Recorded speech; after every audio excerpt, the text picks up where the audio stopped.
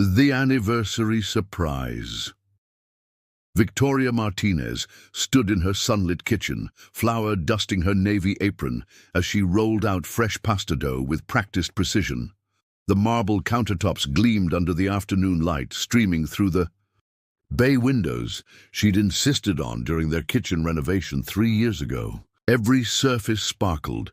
Every ingredient was perfectly arranged. This wasn't just dinner, it was an orchestrated symphony of love. Today marked their 10th wedding anniversary, and Victoria had been planning this meal for weeks.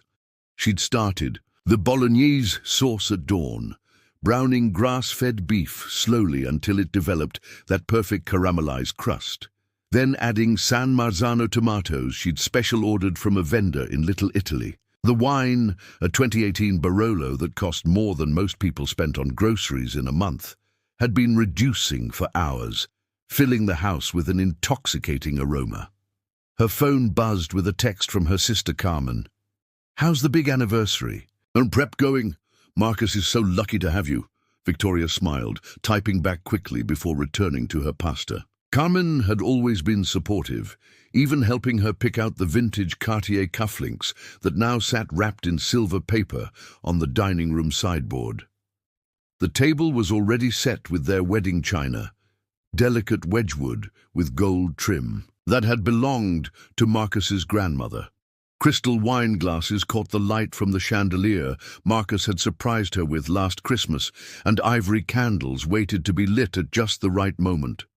Victoria had even arranged white roses from their garden, the same variety from her wedding bouquet. As she fed the silky pasta through the machine, Victoria hummed along to the Puccini opera, playing softly from the sound system.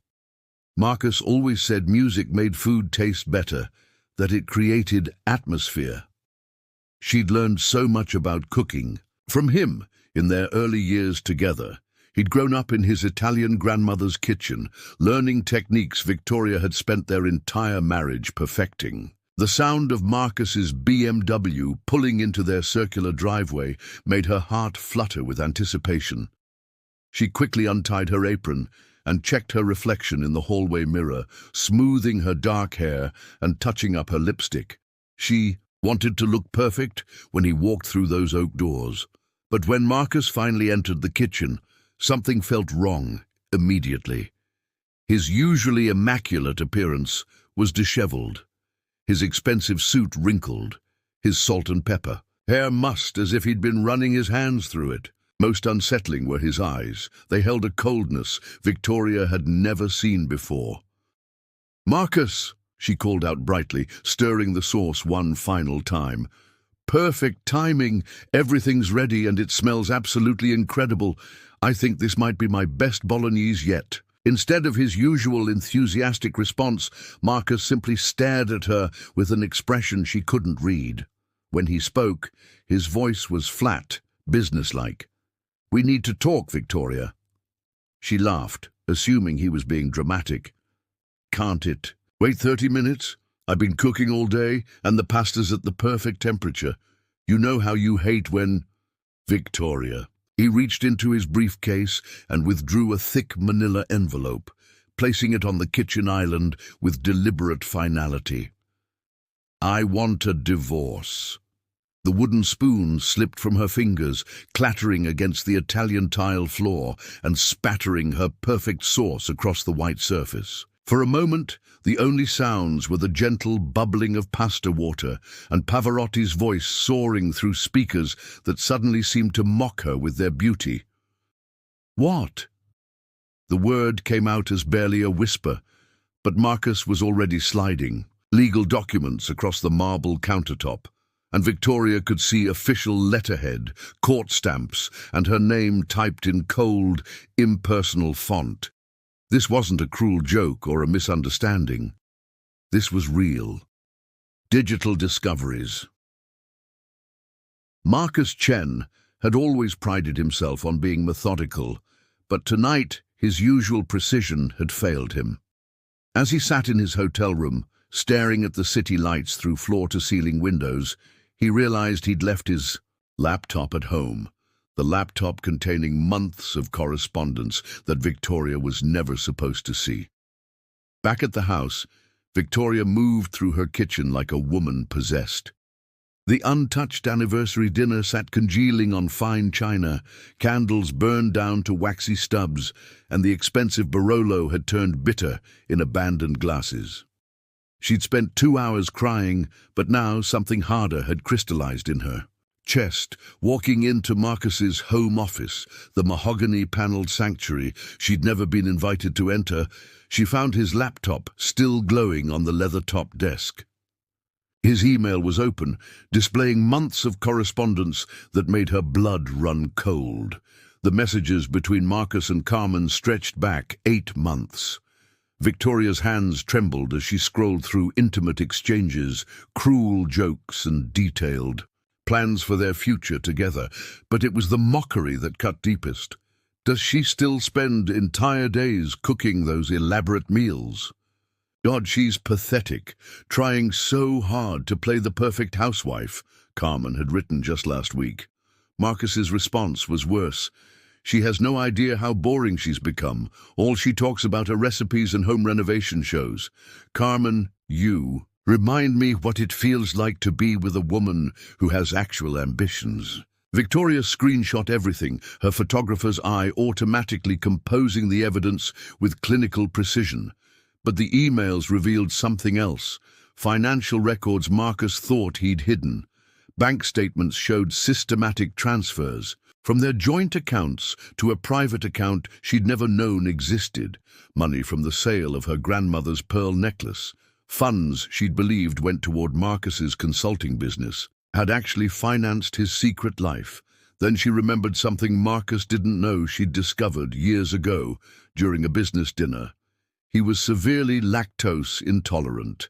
She'd noticed him discreetly taking pills before meals, had seen him suffer through a cheese course rather than appear weak in front of clients. He'd made her promise never to tell anyone, claiming it would damage his professional image. Sitting in his violated sanctuary, surrounded by evidence of his cruelty, Victoria felt something fundamental shift inside her. Marcus wanted to see what kind of woman she really was. He was about to find out. She picked up her phone and dialed his number, making her voice honey-sweet when he answered. Marcus, I've been thinking about what you said. You're right. We should have one final dinner together tomorrow night, one last meal before we sign those papers. The silence stretched before Marcus replied, cautious but pleased. That sounds very mature of you, Victoria. Mature, if only he knew what she was really planning. The Last Supper invitation. Carmen Rodriguez paced her downtown apartment, her designer heels clicking against hardwood floors as she checked her phone for the 100th time that evening. Marcus should have called by now with news of how Victoria had taken the divorce papers. Carmen had expected tears, pleading, maybe even some pathetic attempt to win him back. Anything but this radio silence.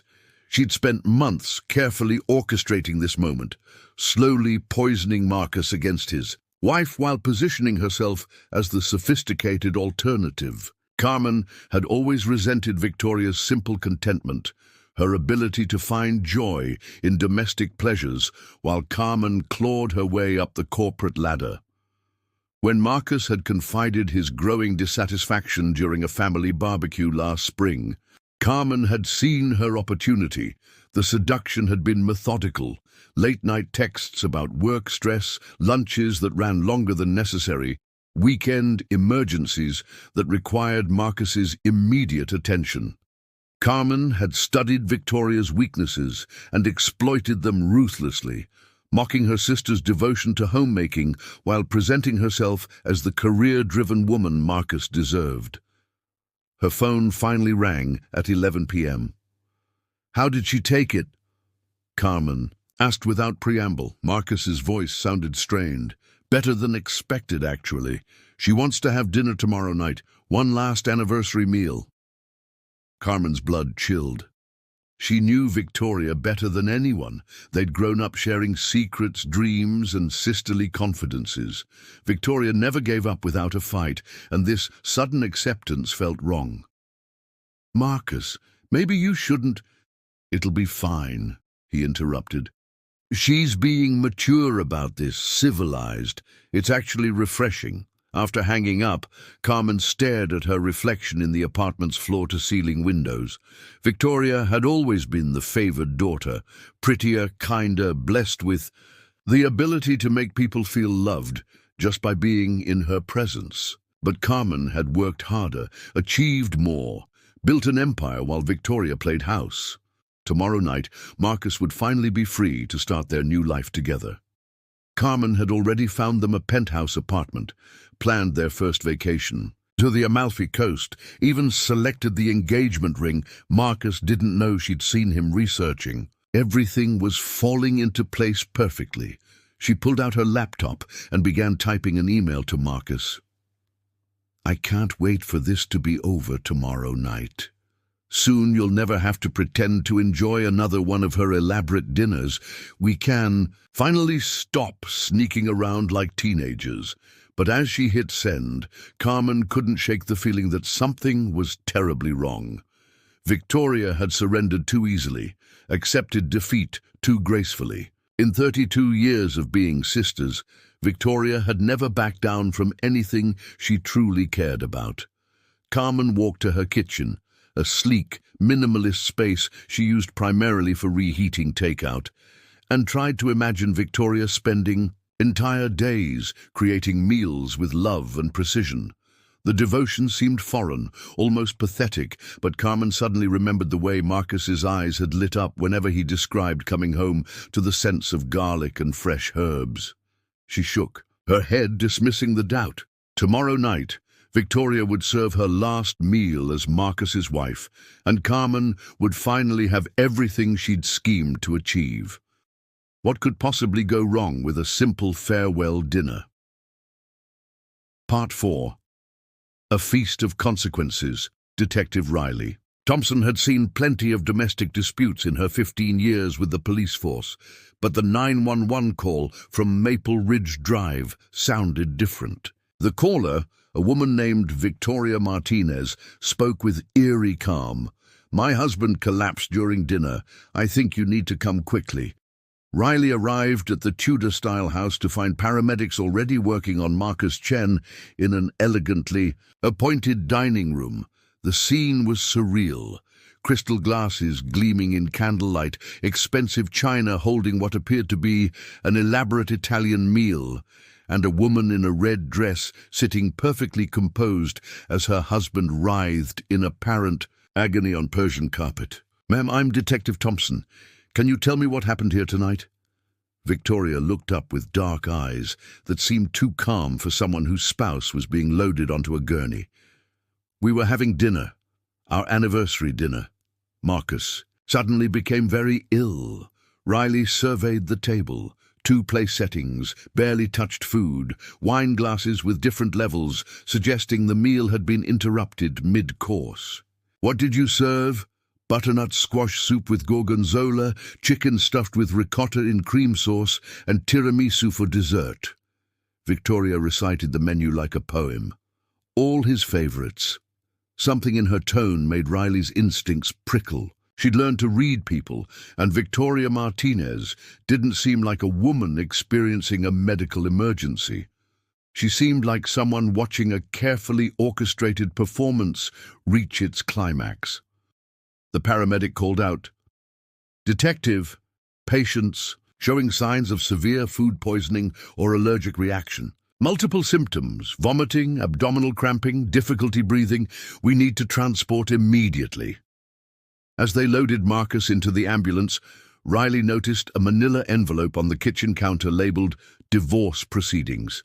She also spotted something else. Marcus's laptop, open to an email account filled with correspondence between the victim and someone named Carmen Rodriguez. "Mrs. Martinez, were you and your husband having marital problems?" Victoria's composure cracked slightly. "He served me divorce papers yesterday." right here in this kitchen while I was making his favorite meal." Her voice carried a bitterness that cut through the evening air. "Apparently, he's been seeing my sister for 8 months." Riley felt pieces clicking into place. "Your sister?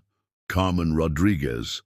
They've been laughing about me, detective, about how pathetic I am, how boring my cooking is, how desperate I seem trying to be a good wife."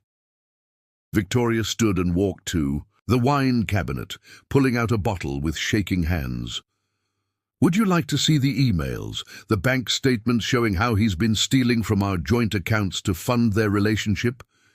Mrs. Martinez, I need you to step away from the alcohol and come with me to the station for questioning." Victoria set down the wine bottle and laughed, a sound devoid of humor. "You think I poisoned him? Detective, everything I served tonight was food Marcus has eaten hundreds of times. The only difference is I finally stopped pretending I didn't know about his lactose intolerance." Riley's blood chilled. Deliberate exposure to allergens could constitute assault, potentially attempted murder, depending on severity. "You knew he was allergic to dairy." "Not allergic. Intolerant. There's a difference." Victoria smiled, and for the first time that evening, she looked genuinely pleased. "He'll be violently ill for days, but he won't die, though I imagine he'll wish he could." As Riley read Victoria her rights, she couldn't help but notice the irony. A woman who'd spent a decade perfecting the art of nourishment had finally served a meal designed to destroy rather than sustain. It was, in its own twisted way, a masterpiece. Justice served cold. Judge Helena Winters had presided over hundreds of domestic cases, but the Martinez-Chen divorce proceedings had captured statewide attention. The revenge dinner case, as media dubbed it, raised complex questions about emotional abuse, financial fraud, and the limits of marital retaliation. Victoria sat at the defendant's table wearing a simple navy dress, her lawyer having advised against anything that might suggest premeditation or calculation. Across the courtroom, Marcus, recovered but visibly shaken, sat with his attorney and Carmen, who'd become increasingly pale as evidence of their financial schemes emerged during discovery. "Your Honor," Victoria's defense attorney began, "my client endured months of psychological torture and financial abuse. The defendant, Mr. Chen, systematically drained joint accounts, engaged in alienation of affection with the plaintiff's own sister, and subjected Mrs. Martinez to cruel emotional manipulation. Her response, while admittedly unorthodox, was a cry for justice, not an attempt at serious harm. The prosecution painted Victoria as a calculating woman who'd weaponized her culinary skills in attempted assault. They argued her knowledge of Marcus's condition, combined with the deliberately dairy-heavy menu, constituted premeditated attack.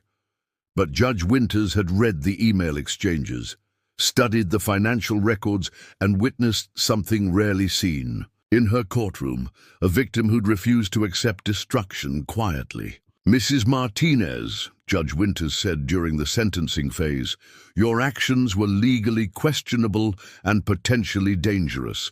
However, this court recognizes the extreme emotional and financial abuse you endured." She paused, studying the woman who turned a farewell dinner into an act of rebellion. "The evidence shows your husband and your sister conspired not only to end your marriage, but to mock your devotion, steal your inheritance, and gaslight you into believing you were inadequate. While I cannot condone your methods, I understand your motivation." Victoria's sentence was surprisingly light. 6 months community service teaching cooking classes at a women's shelter, mandatory anger management counseling, and restitution for Marcus's medical bills. But the judge's final words carried more weight than any legal punishment. "Mr. Chen, this court finds your conduct reprehensible. The financial fraud charges filed separately will ensure appropriate consequences for your theft. As for you, Ms. Rodriguez, Judge Winters fixed Carmen with a withering stare. Betraying your sister for financial gain while participating in emotional abuse shows a character deficiency this court finds deeply troubling.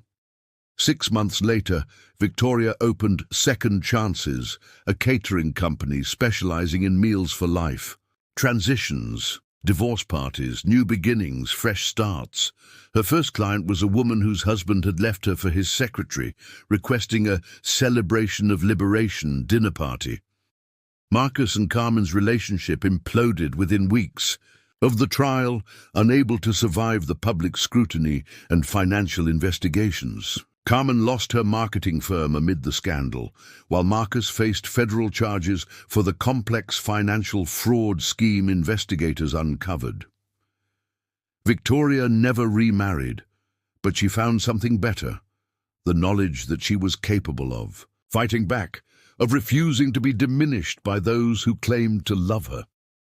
Every meal she prepared now carried a different kind of power. Not the desperate attempt to please that had defined her marriage, but the confidence of someone who knew her worth. Sometimes justice isn't served in courtrooms. Sometimes it's served on fine china, one perfectly planned course at a time.